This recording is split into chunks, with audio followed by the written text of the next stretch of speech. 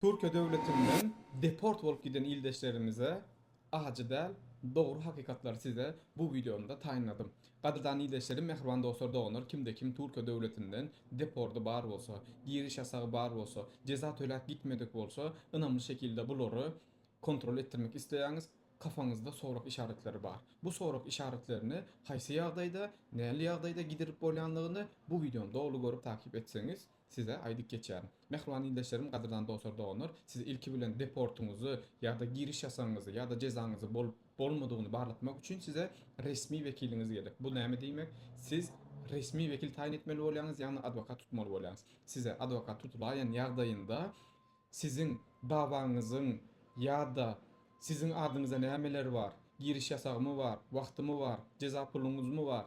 Ýaly soraglaryňyzyň hemmesini araşdyryp, kontrol edip maglumat berler. Bulam haýyş esasında bitmeýär. Ýagny her bir adwokatyň özünün ücret tarifesi bardyr. Siz şol tölegleri töläýän ýagdaýyňyzda resmi şekilde daweriniz ugradan ýagdaýyňyzda size bu işlemleri doğru ve doğru bir şekilde talaba ve kanuna layık gelen şekilde bilip size resmi şekilde açıklap bilýärler. Biz aynı şekilde şu işlemleri etmeni dowam edýäris. Sizden bu pursatlardan peýdalanmak isteseňiz, Ilym we bilimiň adresi Alazim danışmanlykdan avukat Murat Bermanow hemişe sizin hyzmatyňyzda. Hoş sag bolun, salykda görüşelim.